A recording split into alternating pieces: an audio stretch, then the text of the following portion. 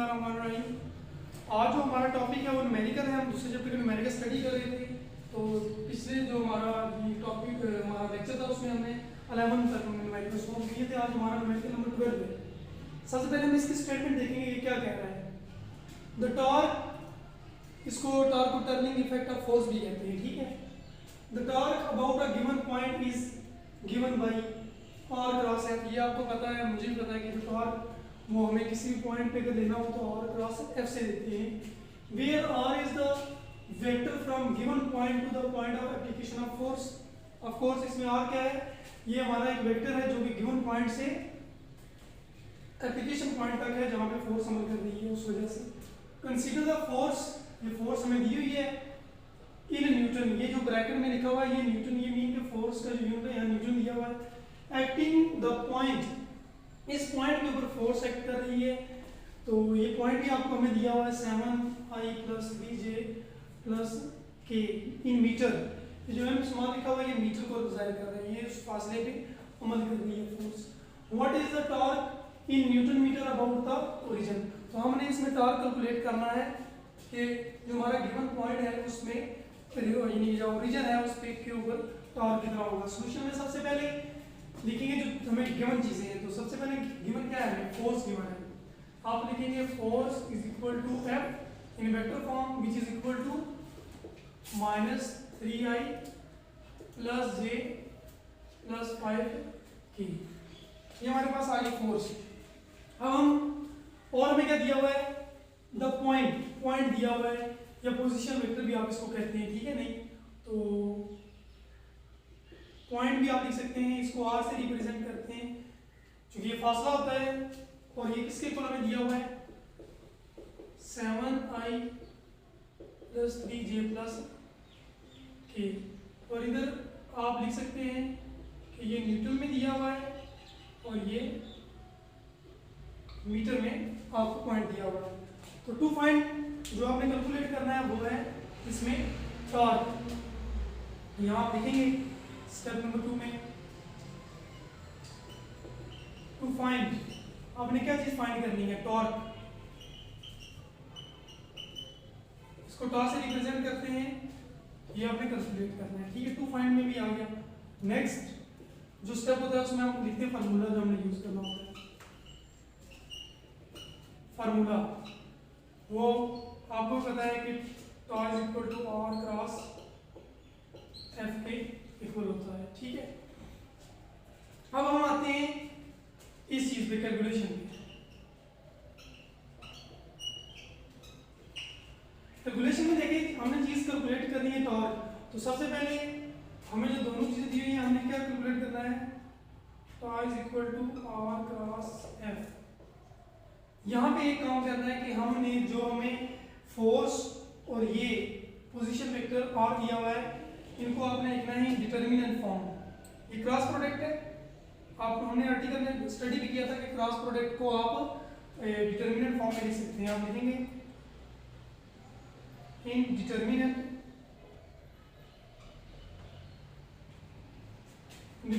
Form the cross product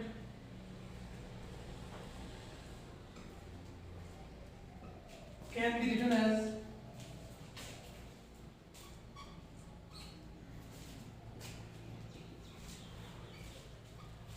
अब यहाँ इनको इसको कैसे राइट करते हैं, ये इस तरफ आपके देखते हैं इसको।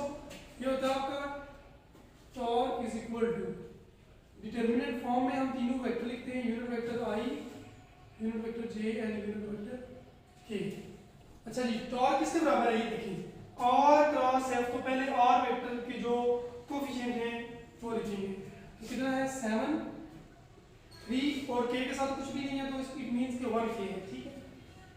और इसी तरह अब f फोर्स के जो यानी कि हमें कोऑर्डिनेट्स दिए हुए हैं यूनिट वेक्टर की फॉर्म में वो करेंगे -3,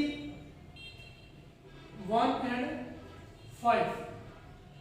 अब डिटरमिनेंट को सॉल्व करने का तरीका पहले भी मैंने जब हमने आर्टिकल स्टडी किया तब बताया था कि सबसे पहले हम पहला यूनिट वेक्टर i उठाते हैं और इस कॉलम को इस रो को स्किप कर देते हैं। तो बाकी डिटरमिनेंट जो बचता है उसको लिख लेते हैं 3, 1, 1 एंड 5। अगले के साथ माइनस आता है, माइनस जे। अब ये वाला कॉलम और ये वाली रो को स्किप करते हैं, तो जो बाकी बच जाता है 7 3 माइनस 3 है, और ये 1 5। आगे लिखते हैं प्लस के इनटू, अब के वाली जो रो है और के वाला कॉलम है, जो वर्टिकल होते हैं उनको कॉलम कहते हैं, या जो हॉरिजॉन्टल होते हैं उनको रो कहते हैं। तो ये हमने कॉलम को स्किप करना है, तो बाकी जो बचेगा वो 7 3 माइनस 3 एंड 1 ये बच गया। अब डिटरमिनेंट लेने का फार्मूला आपने पढ़ा हुआ है, वो होता है, मैं लिख भी देता हूँ, अगर ए बी सी डी हूँ, इनका डिटरमिनेंट ले तो a d minus b c आता है, ठीक है। तो आई इंटू डिटरमिनेंट सॉल्व करेंगे, ए डी पहला ए होता है, ये बी और ये सी और डी, फार्मूला में ए डी यानी कि पहले को चौथे से मल्टीप्लाई करना होता है। तो ये आ जाएगा आपके पास 3 मल्टीप्लाई बाई 5 ऐसे आएगा, माइनस 1 मल्टीप्लाई बाई 1। ओके, अब माइनस जे लिखेंगे, इसमें देखें 7 multiply by 5 minus into minus 3 multiply by 1, आगे प्लस के लिखेंगे, और जब के लिखेंगे तो इसमें देखेंगे 7 मल्टीप्लाई बाई 1 फार्मूले का माइनस 3 मल्टीप्लाई बाई माइनस 3, अब चाहे तो ब्रैकेट लगा भी सकते हैं। अब देखेंगे आई इंटू ये 15 हो जाएगा, 15 माइनस 1 मल्टीप्लाई बाई 1 तो ये 1 आ जाएगा, ठीक है, माइनस जे इंटू ये 35 आएगा आंसर, माइनस माइनस प्लस हो जाएंगे और ये 3 हो जाएगा प्लस में, ठीक है। प्लस के यूनिट वेक्टर इनटू, अब देखिए 7 माइनस माइनस अगेन प्लस 9, तो 7 प्लस 9 आ जाएगा, ठीक हो गया। तो ये जो आपके पास आंसर आएगा वो आएगा 14i, अब लिखेंगे minus 38j h plus 9 and 7 16k in newton metre, this is required torque. ये आप क्या कैलकुलेट कर रहे थे पीछे, आप लिख भी सकते हैं टॉर्क कैलकुलेट। तो ये था हमारा ये न्यूमेरिकल जिसमें आपने कैलकुलेट किया है टॉर्क। तो आप यहाँ पर रिजल्ट लिख सकते हैं, रिजल्ट में क्या लिखेंगे, दिस इज रिक्वायर्ड टॉर्क।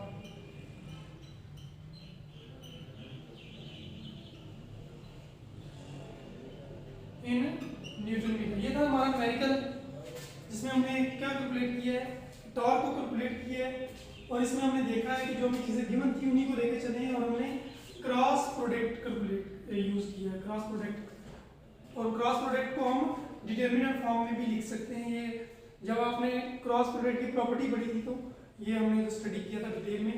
तो ये था हमारा numerical number 12।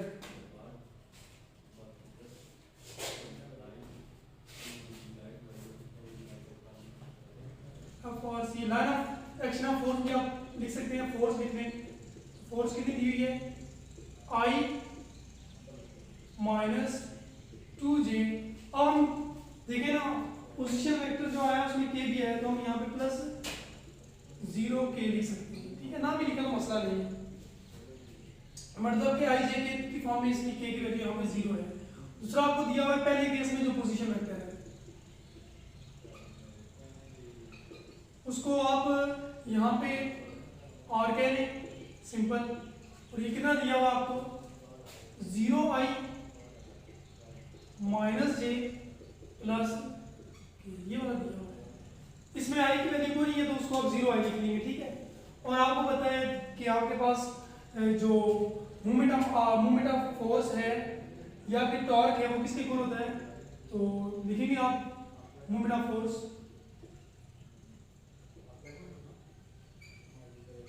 Is equal to tau और is equal to are cross F, यही होता है बेटा।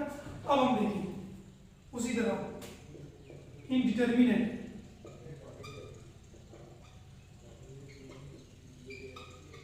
Determinant form the cross product, ये क्रॉस प्रोडक्ट है ना ये वाला,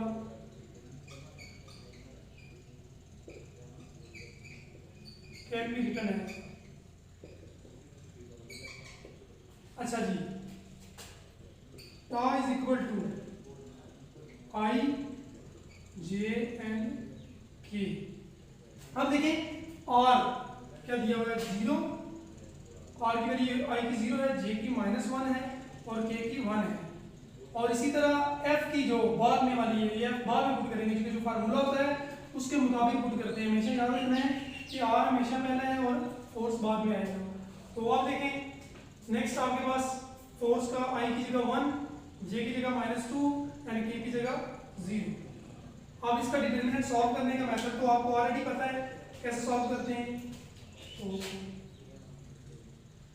आई को लिखते हैं और ये वाला जो कॉलम है और ये वाली रो को स्किप करते हैं, बाकी लिख लेते हैं -1। देखें ये रो और ये कॉलम स्किप हो गया तो ये 4 एंट्री बचेंगी ना, -1 1 -2 एंड 0। अब दूसरे के साथ माइनस लिखते हैं, -j लिखेंगे और ये वाला कॉलम और ये वाली रो स्किप हो जाएगी तो ये एंट्री बचेंगी 0 1 1 एंड 0। आगे प्लस लिखते हैं और k। अब k जो लिखते हैं वो वाला कॉलम और उस वाली रो को छोड़ देते हैं और बाकी ये 4 एंट्रीज बचेंगी 0 -1 1 एंड -2। अब इनको सॉल्व करना है सिंपल। इनको सॉल्व करने का तरीका का तो आपको ऑलरेडी पता है, और हम सॉल्व कर लेंगे, ठीक है नहीं। तो देखें आई, इसका मैंने आपको डिटरमिनेंट का फार्मूला ऑलरेडी बताया भी था पिछले मेथड में भी। अगर ए बी सी डी हमारे पास 4 एंट्रीज हों, इनका डिटरमिनेंट लें तो a d minus b c आता है। पहले को चौथे से मल्टीप्लाई करके फिर माइनस करते हैं, दूसरे को तीसरे से मल्टीप्लाई करके। तो आई इनटू सिंपल अब मैं लिखूंगा डायरेक्ट -1 मल्टीप्लाई बाय 0 तो आंसर 0 -2 मल्टीप्लाई बाय 1 तो -2 आएगा, माइनस प्लस हो जाएंगे तो ये 2 आ जाएगा। ठीक हो गया। आप डिटेल से करना चाहते हैं तभी कर सकते हैं।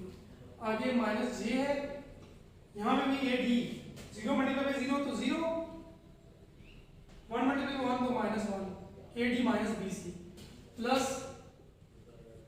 k इनटू 0 मल्टीप्लाई बाय 2 -2 तो ये 0 हो जाएगा answer 0 minus plus 1 multiply by 1 तो ये आपके पास ये जो आंसर आएगा टॉर्क इज इक्वल टू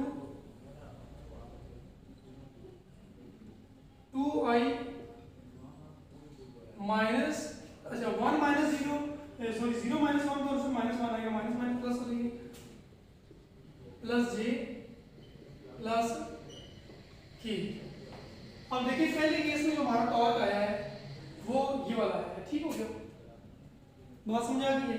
तो ये था हमारा इस टॉपिक का पार्ट नंबर ए। अब इसको मैं सॉल्व कर देता हूँ। अब हम पार्ट नंबर बी को सॉल्व करेंगे।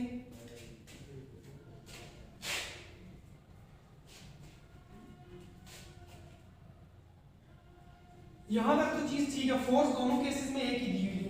लेकिन अब देखें दूसरे केस में हमने करना है क्या है, the moment of force about the point which the position vector is that. तो हमें यहाँ पे दो पोजीशन वेक्टर यूज करने पड़ेंगे क्योंकि ये ओरिजिन से दूर है। तो सबसे पहले आप लिखेंगे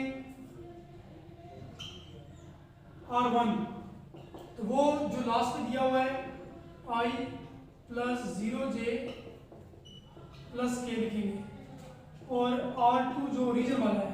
और देखें एक हमारा ओरिजिन था जहां पे फोर्स अमल कर रही थी, अब दूसरा पॉइंट कहीं दूर है, ठीक है नहीं। तो दोनों के पोजीशन वेक्टर को r1 और r2 से रिप्रेजेंट करेंगे। बात समझा रही है। तो अब देखें जो हमारा पोजीशन वेक्टर होगा बाहर उसको r1 कहेंगे और जो ओरिजिन पे होगा उसको r2 कहेंगे। ठीक हो गया। r2 हमारे पास क्या है, ये दिया हुआ था जो इनिशियल था। तो यहाँ पे i को नहीं है तो 0 i आ जाएगा, माइनस j आ जाएगा प्लस k आ जाएगा। अब देखिए r2 और r1 आ गए, लेकिन हमने r पहले जनरल पोजीशन वेक्टर निकालना है तो वो किसके इक्वल होता है, r2 माइनस r1। तो अब r2 की इंक्रीज से r1 की इंक्रीज माइनस करें, 0i minus j plus k r2 वाली लिखेंगे, फिर माइनस इनटू r1 की i plus 0j plus k। तो आंसर क्या आ जाएगा, देखिए 0i minus j plus k minus i again minus 0j and minus k। ये माइनस इस ब्रैकेट के बाहर तो सारी सारी इंट्री को रिटर्न को एक नेगेटिव कर देगा। अब देखिए 0 आई तो माइनस आई, तो आंसर कितना आएगा माइनस आई। अब जे और 0 जे तो माइनस जे ही आएगा आंसर। और के प्लस माइनस में कैंसिल हो जाएंगे तो 0 के आएगा। ठीक हो गया, तो ये हमारे पास आर आ गया। अब लास्ट स्टेप जो हमारा है, अब आर हमारे पास जो आया है इस केस में पोजीशन वेक्टर में वो ये वाला है। ठीक है, अब हमने इसको यूज करना है। पहले हमने सिंपल जो आर दिया हुआ था उसको यूज किया था, लेकिन इस केस में हम क्या यूज करेंगे, जो हमें दोनों पॉइंट्स के दरमियान जो था उसको यूज करेंगे। ठीक हो गया, अब आज जरा इस साइड पे हम हल करते हैं इसको।